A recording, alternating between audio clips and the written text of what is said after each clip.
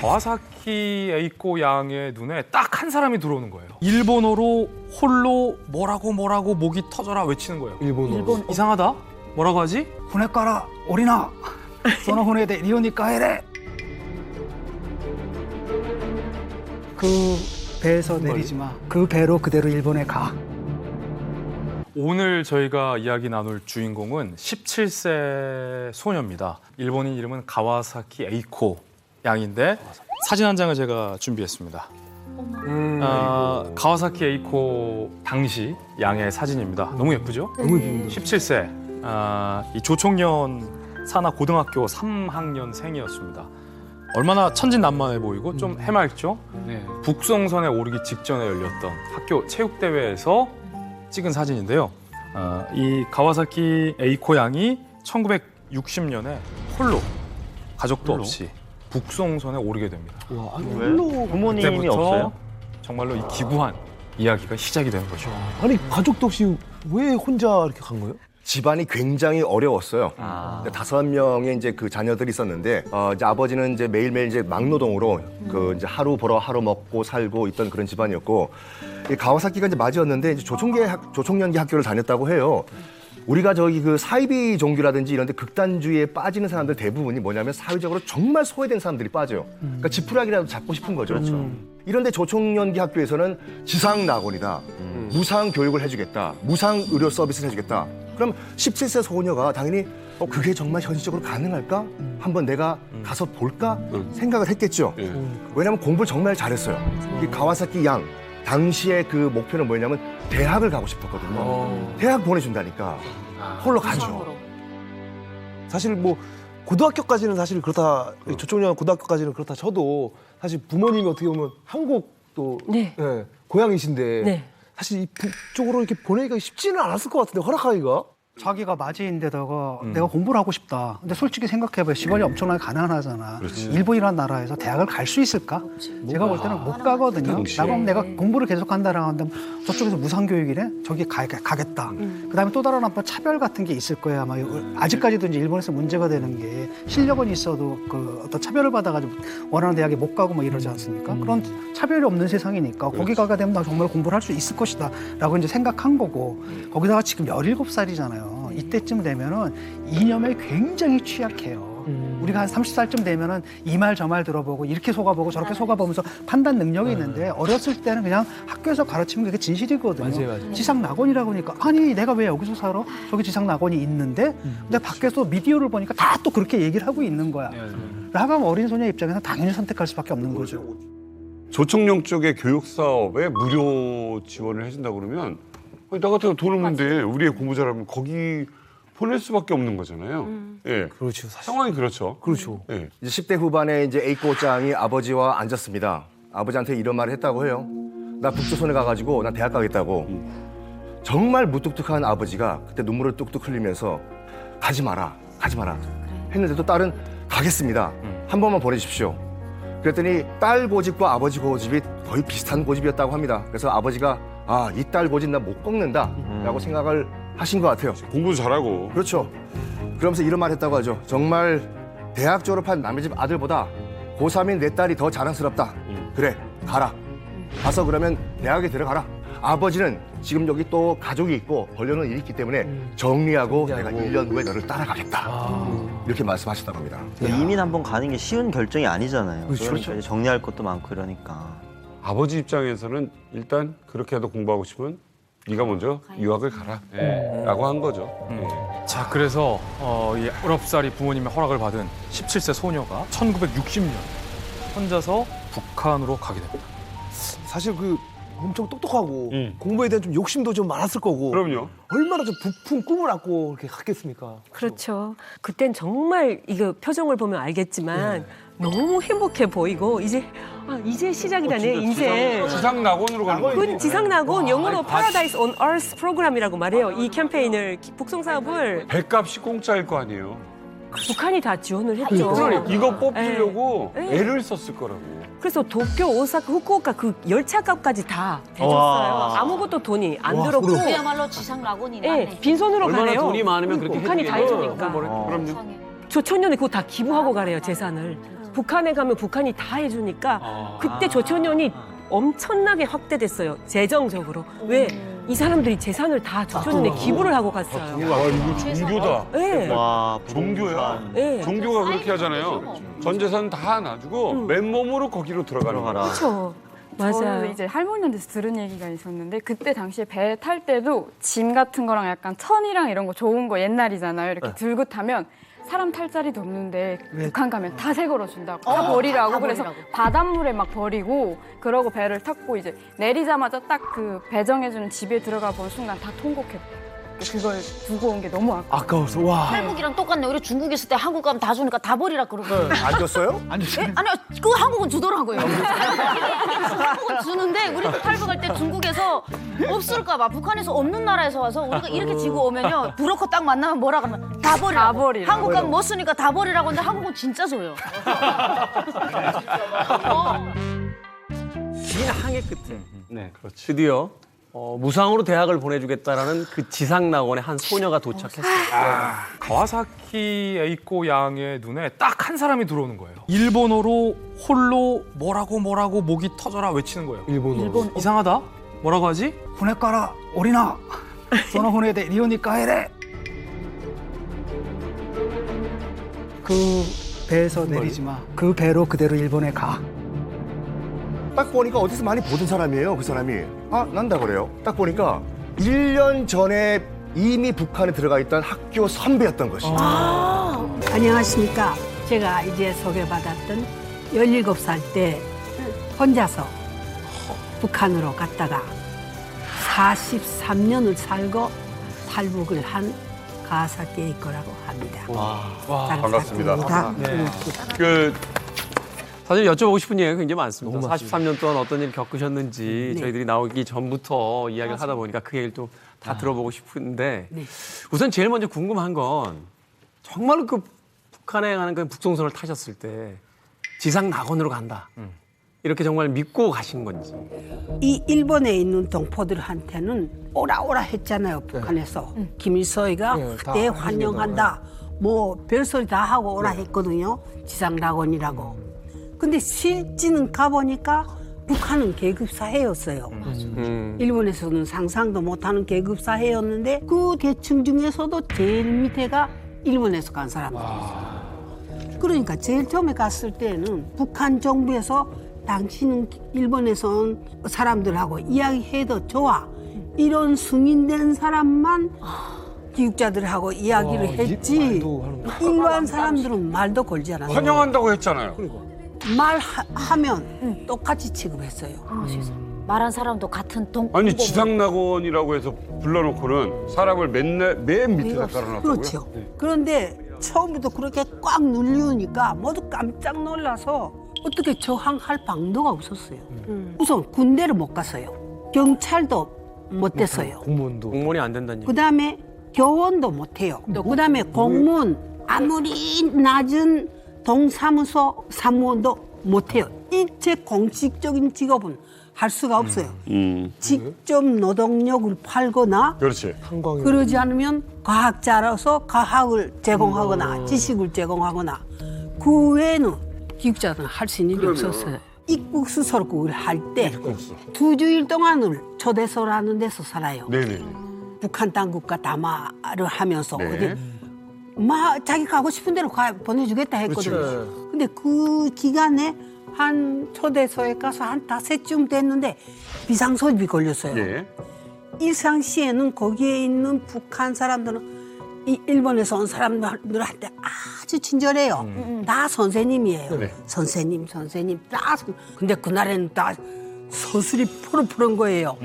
그러니까 그 회의장에 한 1m 하나씩 경찰이 다 이렇게 선 거예요. 그런데 딱 모였거든요. 네. 모였는데 뭐라 하는가 북한 사람이 여기 이번에 온 사람 중에 아주 나쁜 놈이 있다고. 북한에는 김일성이 업적이라든가 항일빨치산 때 업적이라 이런 걸 유화로 그려서 걸어놓고 그렇죠, 그걸 그렇죠. 아주 소중하게 여기잖아요. 그렇죠. 근데 이 사람이 김일성이 보천보천투 이야기. 그림이. 그 그림을 끄집어 내려서 발로 밟아서 박살낸 거예요. 발로 밟아서 박살낸 거예요. 북한에서 그러면 살아남는 그렇게 하면 좀 그치. 비슷한 얘기였잖아. 야, 근데 이걸 아이고. 보셨다. 세다. 네. 야, 김일성 그래서- 얼굴 있는 걸 부신 건 정말 일본인 이런 놈이 있다. 세다. 그러단 말이에요. 아이고. 이게 있을 수 없는 사보다. 일이다. 야, 완전 공포 분위기 속에서 그런 이야기를 한단 말이에요. 그런 것도 우리라는 거는 금방 자유 세계에서 건너간 사람들이니까. 그렇죠. 그게 왜 한 사람이 뭐라 하는가? 그게 누군지 여기 데려오시오고. 데려오면 우리가 좀 모여서 뭐 잘못했는지 보자. 모둠회를 이렇게 네. 했단 말이에요. 그러니까 북한 사람이 뭐라 하는가? 아이, 그거 따로 공부시키고 있어요. 공부시킨 게 아니라 이미 처리했단 말이에요. 이미 잡았어. 이미 처리해버렸다. 처리를. 내보다 앞서 탈북을 시도한 분들이 있었어요. 내보다 한 살 지구에든가 그런 18살. 선배들 18살. 네. 그런데 3명이 또 났어요. 압록강으로 갔어요.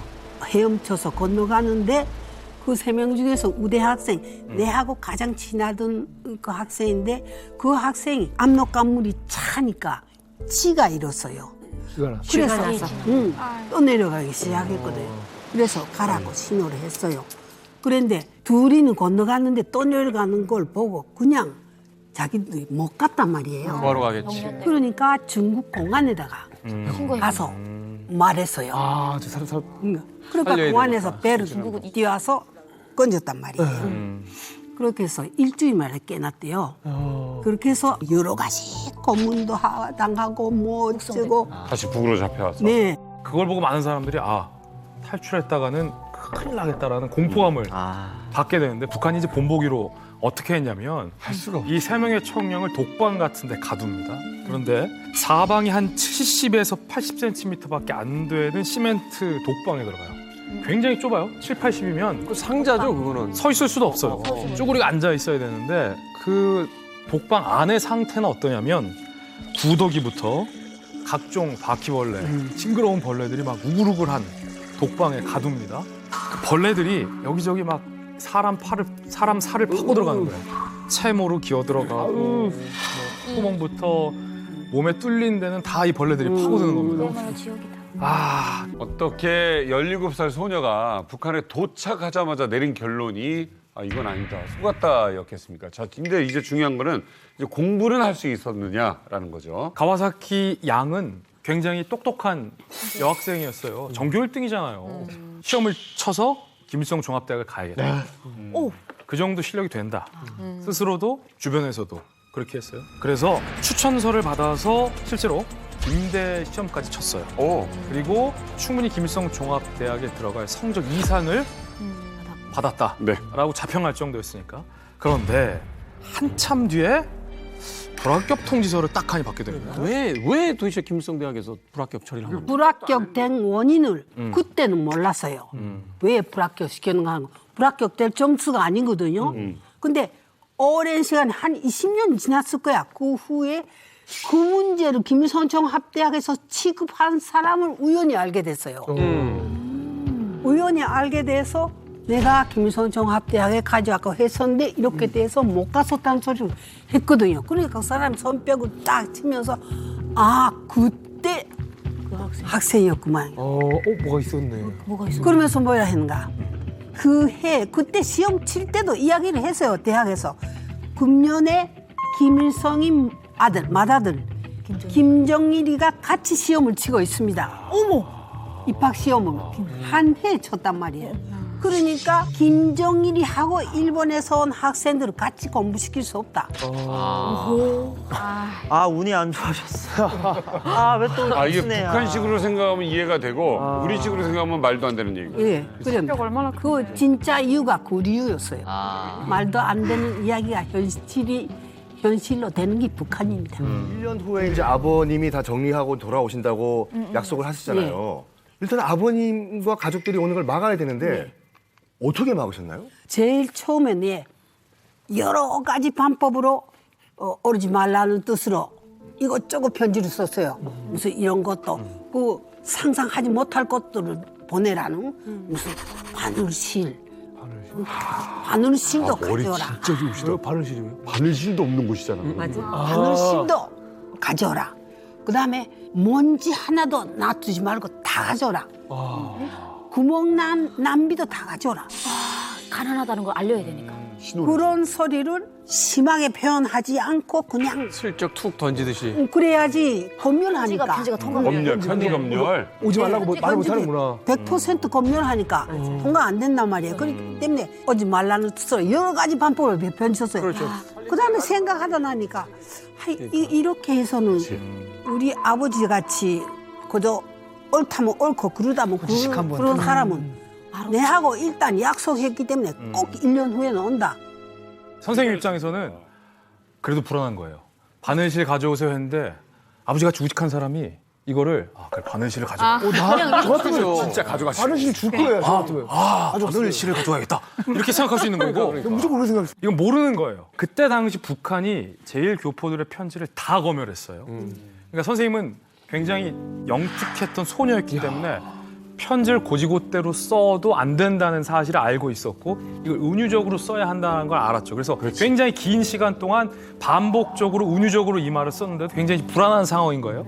그때 내 동생이 소학교 4학년이었거든요. 예. 그 애 이름을 쓰고 그 애가 대학생인 것처럼 예. 그 애가 대학을 졸업하고 결혼을 하고 아. 그 후에 같이 온 식구가 같이 와서 만나자. 6살짜리가 네. 대학 갔다가 나중에 결혼까지 하면 그때 오셔라. 그래. 얘기가 너무 좋아. 그러니까 먼 미래에 있을 이야기를 가까운 미래에 있는 것처럼 가장에서 따지면 우리 동생이 환갑이 되면 오세요. 같은 거. 환갑 잔치 때 아주 멀리 아주 오래 있다 오세요라고 그렇죠. 하는 이야기를 그렇죠. 벌써 지금 가면 안 되는구나라는 걸 이제 알려주는 뉘앙스를. 60대의 나이에 2003년 몰래 탈북길에 오르게 됩니다. 아무한테도 얘기하죠. 아니 근데 아이들을 다 키웠다고는 하십니다만 탈북 하나 걸리면 북한에 있는 가족들 위험해지지 않나요? 그래서 참 우리 가와사키님께서 머리를 잘 쓰신 것 같아요. 안전한 탈북 브로커를 이용해가지고 내가 탈북을 하자라고 결심을 하십니다. 그래가지고 아까 어머님한테 받으셨다는 그 액세서리 네. 명품 이거를 이제 착용을 하시고 일단 국경이 있는 해산 지역으로 갑니다. 장마다에 갔거든요. 아는 사람이 없으니까 여기는.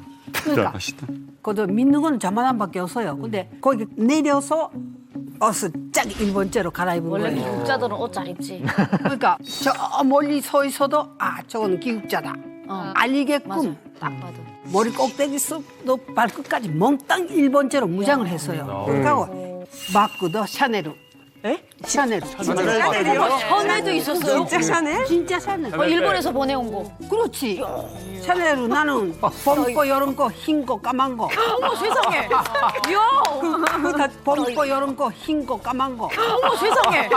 이야. 다 가지고 있었어요, 나는. 잠마당을 슬슬 걸어 다녔단 말입니다. 내 예상대로 사람 찾는단 말이에요. 근데 사람을 내가 이렇게 이 사람 믿을 만한가 또 봐야 될 게 아니에요. 세 번째 만인지 젊은 여성인데 벌써 말 걸어오는 말하는 투가 조금 믿음이 가더라고. 프로 같았구나. 그래서 대낮에 건넜어요. 대낮이요? 잘하셨네. 대낮에. 무산 그쪽에서 건넜다고. 출석 좀. 상류가 되니까 물이 쫄쫄 맞아요. 흘러서 1m짜리도 있어. 도를 건너서 건너갔죠. 보강하시는데 한 10분 걸리셨겠네요. 한 10분까지 안 걸리지. 그래요? 일단 타고 넘어오셨으니까 한 5분 정도 걸렸겠다. 한 옷도 안 주셔가지고 발도 안 젖어졌어. 샤넬백 메고. 그러면 가자마자 이제 어떻게 됩니까? 일본으로 가요? 한국으로 와요? 일본으로. 나는 목적지는 일본이었어. 그럼 여권과 비행기표가 없잖아요. 없지요. 그러니까 그것을 어떻게 하겠다고 말하는가. 중국 국적을 사가지고 그렇게 해서 중국인으로 일본으로 들어와서 일본 와서 탈북자다. 네. 이렇게 하면 됩니다. 이랬단 네. 말이에요. 그래서 내가 그걸 믿고 우리 일본의 동생한테 전화 걸었거든요. 네. 누님이 얼마나 들 것 같습니까? 네. 근데 말이에요. 그래서 30만 엔이 든다 그랬거든요. 그러니까 우리 동생이 50만을 그 즉시에 브로커네 구자에다가 였어요. 네. 그러니까 그 브로커 어떻게 했는지 알아요? 그 50만 다 지지머리다 다 엿버렸어요. 나를 앉았어요. 그 대신 뭘 했는가? 나를 지저로 돈 벌어 살라고 일본 어를 가르치는 선생님을 하라고 학생을 소개해줬어요. 갑자기 그러니까 계속 돈이 들어올 수 있는 창구라고 본 거지. 그 중국 사람은. 계속해서 돈을 보내주고. 아니 지금 목숨 걸고 나온 사람한테 직장을 할 수 있는 갑자기 일본 갑자기 취업을 해요? 내가 중국에서? 일본어 교원이 됐대서요. 중국에서. 왜 그런가? 어쨌든 일본으로 들어오는 수속은 해야 되겠으니까. 그렇게 해서 했는데 며칠 있다가 내가 직접 일본 영사관에다가 잘하셨어요. 전화 걸었어요. 일본 영사관에다 전화 걸어서 지금 현재 여기에 중국에 나와 있는데 일본으로 가야 하겠다. 그러니까 영사관에서 뭐니까 신분을 보증해 줄 사람이 일본에 있는가. 그래 나는 가족이 몽땅 있다 했거든요. 그러니까 그때부터 직접 수속을 시작한 거예요. 아, 일본 국적 회복하면서. 그래서 우리 동생이 일본 그 애무성하고 교섭을 하고 네, 네. 그 서류를 일체 다 만들고 네. 나는 내가 영사관하고 연계를 짓고 여기서 그러다 잠깐 나니까 말씀드리면 그때 귀국 사업 할 때 네. 북송선을 탔다. 그때 리스트가 일본이 다 있어요. 네네. 그 본인이나 그 자손이라는 게 확인이 되면 일본이 입국을 허락을 합니다. 그 한쪽으로 그 선생님을 하면서 그 기다렸죠. 그런데 우리 동생한테서도 전화가 왔어요. 누님 잘못하면 아버지를 다시 못 만날 수 있습니다. 지금 오늘만 내일만 한다는 기라면. 그래서 내가 영사한테다가 편지를 썼어요. 내가 이런 형편이 됐는데 빨리 보내주시오. 며칠 있다가 영사관에서 전화가 왔어요.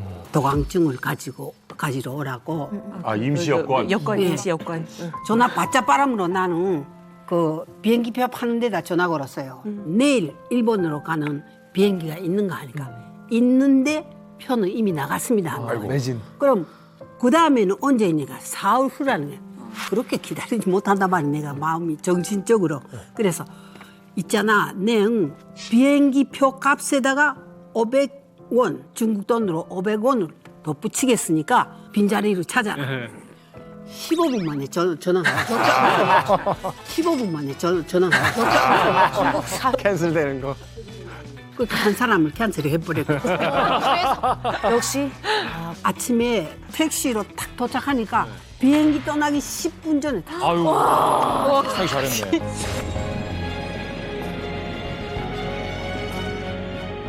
간사이 국제공항에 도착해서 네. 달려갔을 거 아닙니까? 네. 아버님 살아 계셨어요? 네.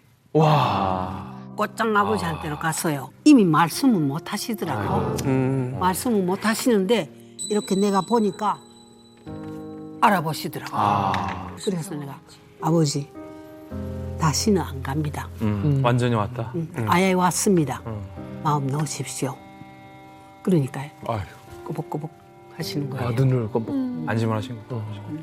그렇게 해서 나흘 만에 돌아가셨어요. 딱 나흘 만에. 근데 나는 그게 아주 행복했어요. 돌아가신 다음에 내가 일본에 도착했다는 거하고 한 매치. 살아 계실 때 아버지를 만나 뵈었다는 건 하늘과 땅만큼 다른 거예요. 네. 나는 내가 아버지의 딸 자식으로서 마지막 효성은 다 했다고 그렇게 생각하고 있어요.